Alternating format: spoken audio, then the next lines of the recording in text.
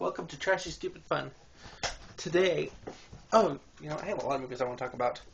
Since it's October, I'm going to talk about horror movies, today. Or this whole month, pretty much. And I watched quite a few this weekend. I watched Grindhouse Saturday, which I love. This is a fun movie. If you've never heard of it, it's it's two movies plus fake trailers in between us. It's in the tradition of old exploitation movies of the 70s and 80s type of thing. Lots of violence, lots of gore, lots of really, most of them dealt with taboo subject matter. And the few I've seen have been not nearly as, these are fun, but they're not true Grindhouse. They're gritty and, I love that they have, both movies have scratches or film scratches, fake film scratches and everything. So I like that. But they're not like true Grindhouse like I've seen before. Like I've seen recently. This movie pretty much sparked my interest in exploitation films. And I've seen quite a few now. I'm looking to find more to watch, which I have some, which I've shown you. Anyways, Grindhouse is a fun film. The first film is Planet Terror, which is about zombies, and it's really fun, even though the movie is really gross, because the zombies are melting zombies, so that it's really over-the-top gore, but it's a fun movie. And right before that, there's a fake trailer for the now movie that's out now, Machete, and that's a fun trailer. The movie was fun, but the trailer is just, it's gritty and has that scratched up mark. I don't know if I can't remember if Machete had that scratched up look to it, but anyways, Planet Terror is a fun movie, and I think that the thing I really love about it is Rose McGowan with that gun leg, because that's the thing you see in all the artwork for the movie. So let me see. See, like right there. I just love that. Oh, whoops. I love this movie. Both movies are fun. And I got it on Blu-ray recently, so I love it. I love seeing it in its full version, even though it's not nearly as fun as when I saw it in the theater with an audience. This movie's fun if you saw it in the theater with an audience. Especially during the fake trailers in between Planet Terror and Death Proof. Which I'll get to Death Proof in a minute. It's just that I love the Nazi exploitation trailer that comes right after Death Proof or Planet Terror, but the werewolf women of the SS.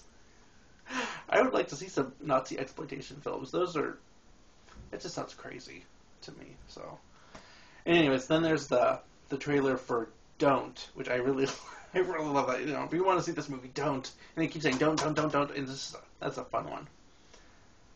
Oh, and then comes Thanksgiving, which is, I really want them to turn that into a movie. And I'm not a huge fan of Eli Roth, but I didn't care for Cabin Fever. But anyways, I really want to see that turned into a movie, because it's the Thanksgiving. I was still laughing at the Thanksgiving trailer once Death Proof was starting. It's like, because that whole, I don't want to give too much away, but when you see there's a part in it where this girl's jumping on a trampoline and a knife shoots up and she does the splits and lands right on it, and then do a quick cut to something else. The whole theater was laughing at that part. It's violent, but it's freaking hilarious. But yeah, knives as a penis metaphor, it could be funny. And then, after that came Death Proof, which was I'm not a big fan of car movies, but this was awesome, especially the ending, which I won't give away, but it has a killer ending. It's the basic plot about that is a guy who uses his car to kill girls. It's just kind of a slasher movie, but with a guy using a car instead of a knife. And Kurt Russell, who plays the bad guy, is awesome in this movie. And I like that he used kind of some of the same actors in both movies. Because you find movies that do that. You find old Grindhouse movies that do that. I guess the kung fu movies do that a lot. You'll see a lot of Sonny Chiba or Kiba or however you pronounce his name in a lot of those kinds of those movies. They used him a lot, and yeah, I don't know. I just have never seen that other kind of example for that, but I guess that's. And another thing I love about this movie. Let me just pick this up. Another thing I love about this movie is that they have missing reels, which I guess I have yet to see a great or an exploitation film that does that. But apparently they would have some sort of problem where they would be having a missing reel, so you miss some of the plot, and it works really well in both movies because it's stuff you don't really need to know to understand the rest of the movie, which is fun. Oh, even though I really, for some of it, I mean, I'm kind of glad it's not there, but yeah, it's just nice. But then when you see the uncut version of Death Proof, you should see too, because it's just it adds the extended scenes add to the story instead of taking it away and take you out of the movie. They really add to the movie. They had character stuff that I just love it, and I love the dialogue in both movies. Even though I love the dialogue more in Death Proof. It may not be for everybody. That part of the movie, Death Proof may not be for everybody because it's kind of talky in parts, and it might be slow for people who don't really like Quentin Tarantino. But I love those talking scenes with a lot of dialogue. Cause I just love the way the women talk. I love his female characters in Death Proof. Even the ones that get killed, but I mean, they just, I love the way they talk to each other, to one another. Especially when it comes to the second half of the film with Tracy Toms and Rosario Dawson and Zoe Bell, who plays herself, and Mary Weinstein. What's her name? Mary Elizabeth Weinstein, who was in Scott Pilgrim and kind of a lesser-known film, Sky High, which I like. Even though that's kind of a kid movie, but I liked that movie. But I'm getting offhand. Even though that also had Kurt Russell in it, but yeah, I'm not going to go there. But definitely a fun movie if you like crazy exploitation films or ones that are done in that style. If you like this movie, or if you've seen From Dusk to Dawn, check this out because it's kind of in that same vein. Even though that one you didn't seek to become a full-on horror movie until, and I shouldn't really spoil that one either. But that's a fun movie too. So if you like this one, or if you liked From Dusk Till Dawn, check that one out. Or if you've seen From Dusk Till Dawn but you haven't seen this, check this out. It's it's a long movie, but it's worth it. It's a fun movie. And now I also want to talk about, because I'm talking about mostly movies I'm watching recently because it's Halloween. I got to talk about. I've watched all 5 Chucky movies. And for the first time, I finally saw the third one all the way through, and it's not that good. I love the first one. The first one's a classic. The whole. You guys know the whole premise. It's a killer doll, possessed doll that kills people. This is a fun premise that they managed to squeeze 5 films out of, which, And I love the first one, and I really love the second one, because the second one is just, it follows the horror sequel rules from Scream 2. It's the killings are a lot more elaborate. There's more blood. There's just, a lot more fun in it. And, it gets really, I just love that one, because it's just, I love the creative ways they find for him to kill people. It's just, because he's a doll, there's not a whole lot he could do, because he obviously can't strangle people with his little hands. Because he was before he became a doll, he was a strangler, serial killer, so, yeah.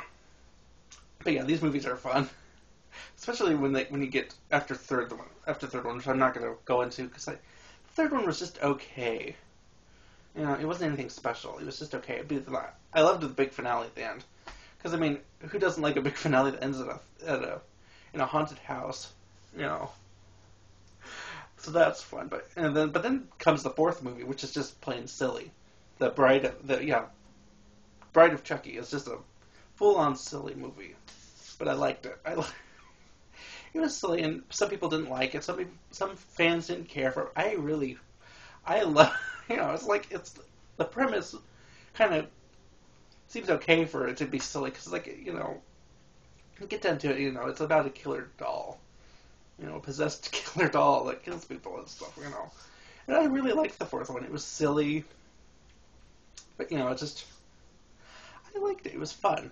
And I love Jennifer Tilly. I love her. I love her voice. I just love her. And she's really funny in this movie. And then comes the fifth movie, which I love that she makes fun of herself through most of it. Makes fun of her career, her weight, I just love it. She's really funny in this movie. And everything I've seen her in, I've loved her in that. Oh, jeez. But yeah, the fifth one is just all the way crazy, and it's very meta, because Jennifer Tilly plays herself and she plays Tiffany. It's just really funny. I just, some people, and fans really didn't like that one, but I loved it. It was funny, and I love campy stuff, and it was all the way campy. It was funny. I don't really know what else to say, but yeah, I'm having fun so far this month for watching horror movies. So I've watched these two movies, and I have also watched the first thing I watched this month is the Rocky Horror Picture Show, which I try to watch it, every year, and I just love it. So I guess I could talk about that too, because this is, for cult movies and trashy movies and stuff, and yeah, hold on.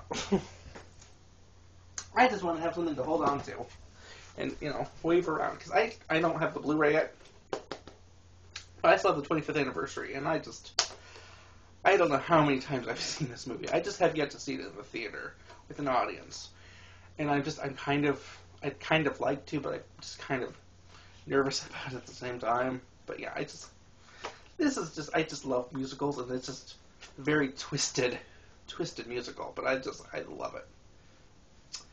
Oh, yeah. I don't really know what to say about this. It's just, it's all been said. It's a fun, dark, fun musical type of thing. I just love all the songs. I listen to them a lot. I used to listen to them a lot more than I do now, but it's just, I can listen to that soundtrack a lot and not get sick of it. There's very few soundtracks where I can listen to it over and over and over again. There's that, and probably Chicago. I could listen to that soundtrack a lot. But yeah, this is a Halloween staple. That, and probably, of course, Halloween itself too, which I may talk about later. But yeah, I just have a lot of movies to get through this month, so I'll probably come back with more. I'm going to try to talk about more than 2 movies from now on. I'm going to try to.